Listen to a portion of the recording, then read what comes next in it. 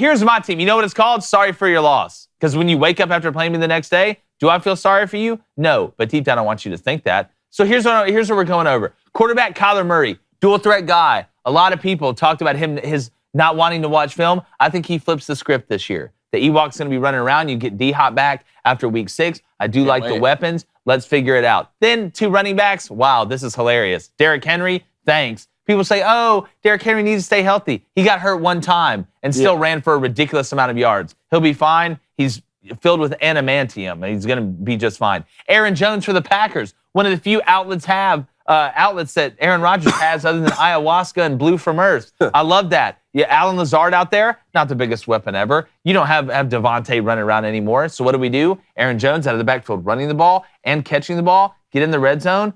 Do our best James White impression. Then Debo Samuel. Let's all laugh together. You got a young quarterback, Trey Lance. Hell, Debo probably played quarterback, running back, sell hot dogs at halftime, and make it a new Madden engine that actually worked and isn't trash. So they're going to have to get Debo super duper involved. They re-signed him after he almost left, which means even more touches. I'm in love with the money. Let's get it. Then Jalen Waddle. Everybody's talking about Tyreek Hill. Will Jalen start for me? I don't know. We'll get to the bench in a second. But Tyreek Hill is going to get double covered a lot. He's going to be covered more than a State Farm commercial. Give me Jalen Waddle, especially in the red zone, can hit the home run and on special teams. Travis Kelce.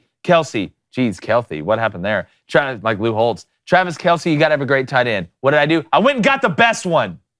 No more Tyreek in Kansas City. Juju Smith-Schuster, who's already on my bench. We know who the security blanket really is. There's a fire, wrap Travis Kelce around you. You don't even have to hit the ground and roll. Then, y'all already know what's up. My big dog Sutton from the Broncos. We know Russell Judy has some injury problems. There's been some other injury problems. Look at Tim Patrick. But give me Sutton, give me Cortland out wide, doing his thing. Russell, great chemistry. Breaking Bad, Walter White style. Let's figure it out. Then Evan McPherson. Did somebody say the new Justin Tucker?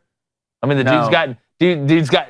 Oh, we'll see. We'll see after he racks up more points this year. I took the Commanders defense because they're playing the Jaguars week 1. Probably just going to flex who's ever playing the Jaguars because I love Trevor Lawrence. I don't believe in what they have around him. Real quickly on the bench, Antonio Gibson. Great to see Brian Robinson's feeling better, but he's going to get a ton of carries. Adam Thielen, Haru, the great white ninja there in Minnesota. Is it snowing? Where is he? There's a catch. There's a touchdown. Him and Kirk need to recreate that. Like I said, Juju Smith-Schuster for the Chiefs. Elijah Moore, Joe Flacco, can't run. Don't worry about it. Get it out to Elijah Moore. Shout out to Ole Miss. It just means more. Then you need a good backup tight end. Maybe some trade bait.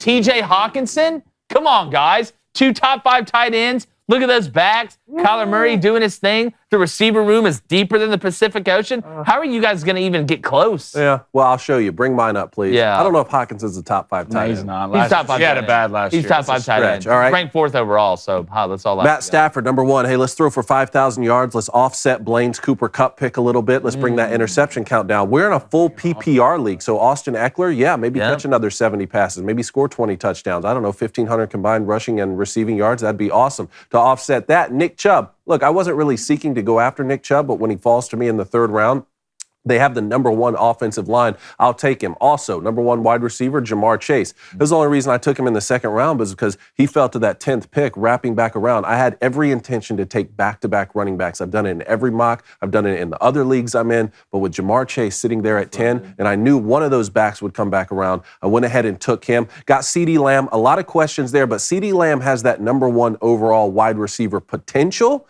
Okay, but I backed him up with some other wideouts just in case. Amari's gone now. Yeah, just in case, that he doesn't. Out week 1, too. What'd you say? Michael Gallup's out week 1. Yeah, that is true. Kyle Pitts. Look, Blaine, we were talking about this a lot. The Falcons are not a great team. I like to draft good players on good teams rather than great players on bad teams. But at the tight end position, 1 through 5, there's an astronomical difference between 6 through 10. For sure. I feel like I do have a top 5 tight end right there in Kyle Pitts. I think he takes that next step forward because, look, the Falcons aren't going to win a lot of games, but he's the only big target there with who's our boy that's Marcus suspended? Mariota. He likes to feed the tight ends a lot. Yeah, and too, when the play breaks down and Marcus gets outside, Kyle Pitts is athletic enough to work that scramble drill and really hurt you. Exactly. So I don't know. I like that pick. I think I got it 5th round, which to me, like he was getting picked up third and 4th. But after Knowles' team took Kittle in the 3rd round, and you had already taken Kelsey, I was like, man, there's not going to be a whole lot coming back. And Walsh had taken Mark Andrews. Yep. So I'm like, man, you got to make a play on Kyle Pitts right now. Travis Etienne's one of my biggest question marks. I don't know. I don't know. I really think Jacksonville takes that next step up. Could Trevor Lawrence have that sort of second-year breakthrough that a Josh Allen had? If so, Travis Etienne's going to play a big part in that. If not, again, I feel like I've backed him up with Clyde Edwards-Helaire and then the J.K. Dobbins, but we'll get to that in a second. Kicker defense, we need to spend much time on that. I did the same philosophy as you. The Eagles have a good defense, not the best one I could have drafted, but they have a great strength of schedule, and they open with the Lions. Yep. So give me my boy Brandon Graham. J.K. Dobbins is another one I have a big question mark about. I don't usually take running backs after they've come back off injury. But again, I feel like with Nick Chubb, Austin Eckler, and Travis Etienne already over there, I could take a flyer on J.K. Dobbins, maybe trade him to Matt Walsh late if he really, really wants him. I think the guy is still going to have a breakthrough year, and you can never go wrong drafting Buckeyes. That's what I always say. Clyde Edwards-Helaire, like you were talking about with the Chiefs. I mean, they have to get the ball to playmakers. Got some witch in He's a him. playmaker. Offensive line's better. The Chiefs are Andy Reid offense. Give me Clyde Edwards-Helaire. And then the biggest question mark I had in fantasy this season was Michael Thomas. Again, number 1 overall wide receiver potential. Hasn't done that last year or the year before, really. Stay healthy. But if he can stay healthy, which I know is always, famous last words, but Michael Thomas has that potential to be one of those first-round picks next year off the type of season that he has. Then Darnell Mooney, let's say Michael Thomas doesn't have a great year, we can cut him. Darnell Mooney's doing good. And then Devonta Smith, like we've been talking about, maybe he could be a top 3 Go gadget wide arms. receiver. No, that's the team. That's the winning team. It's a good team, Ken. It's a good the team. Golden Leftist Tears Tumbler Fact Check True team. I love it. Go ahead and pull mine up. All right, I'm going to take you through round by round of what I picked. God, mine is small. Jeez. Okay, so my first pick, I went receiver. I went with Cooper Kupp. I actually passed on Derrick Henry. Now I was 50-50 on it, but I think Matt and Cooper are going to have a big year. Then my second pick was Alvin Kamara at running back.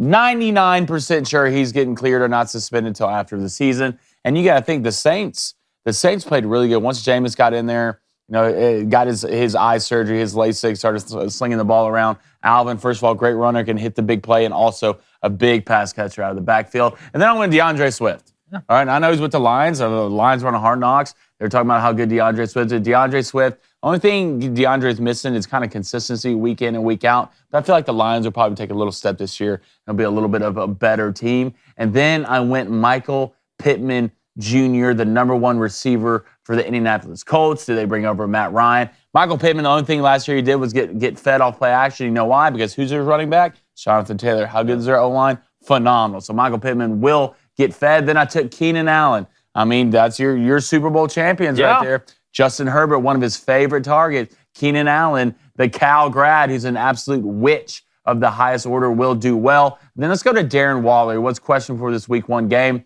And the tight ends, we're getting a little bit diced up. They're getting picked quickly. The thing with Darren Waller, you bring Devonta Adams over, okay, and that's going to take a couple possessions or receptions away from him, but they feed this man in the red zone. He's a phenomenal football player, so I still feel pretty good about that. And then I went Jalen Hurts. Jalen, I'm not asking you to win the Super Bowl. I'm not asking you to throw 300 yards a game. I'm just asking you to throw for 200-plus and run for 80 yards and a touchdown, run for a touchdown, throw for 2. That's fine. Jalen Hurts can do that. Jalen Hurts is probably a top 10 fantasy quarterback. Then I went Legatron, Daniel Carlson, who's an absolute monster. I try to get Tampa Bay Buccaneers defense. I'll just do a defense bi-weekly. And Chase Edmonds has been the running back for the Dolphins, who could be a little sneaky pick this year.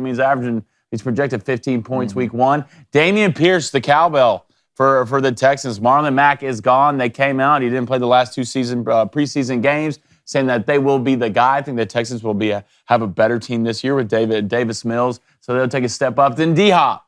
All right, D-Hop, you have to plan what is a guy for the second half of the season when you get to the playoffs that can put you over the top and win you a championship. And DeAndre Hopkins is that guy. Then we go to Chris Godwin. He's finally healthy. You look at the Bucs. I know you still got Mike Evans, but Chris Godwin has always been a stable pass catcher for them. And then Gabe Davis. Stephon Diggs came out, I believe, yesterday and said, if you're a fantasy owner, you need to draft Gabe Davis. And Stephon Diggs, I listened to you, so I drafted him. Yeah, so I want to go ahead and propose this now. When Darren Waller gets hurt, I will trade you T.J. Hawkinson for DeAndre Hopkins. Well, I would say I just can't remember anybody on your team, so that's worth remembering. You can't remember Kyler Murray or Derrick Henry or. Well, sure, Kyler Murray. For the first 6 weeks, not going to have his best receiver, and I can't wait until he gets his best receiver. So then you're handcuffed. Derrick Henry. I'm handcuffed. Well, Derrick Henry. Let's make sure Derrick Henry stays healthy before we make fun of Darren Waller. Yeah, well, I can look at half your team. Alvin Kamara, let's just hope he doesn't get suspended. He's not. He may get suspended quicker than If you kept up with the NFL, you know that. I do keep up with the NFL. Well, obviously not, because he's not getting suspended. Well, looking at your team, you obviously don't keep up with the NFL. I like the Dameon Pierce pick, man. I mean, I know the Texans aren't going to be great. That offensive line isn't awesome, but I like that flyer late on that. Well, he just absolutely balled during the preseason, and he was running usually with ones the first couple drives and then take him out, and he looked good. So, kind of a sneaky pick. I wanted to take some guys that you really don't know, but they could break off. Really good. You got to pick off, obviously, what you've seen and then a little bit of potential.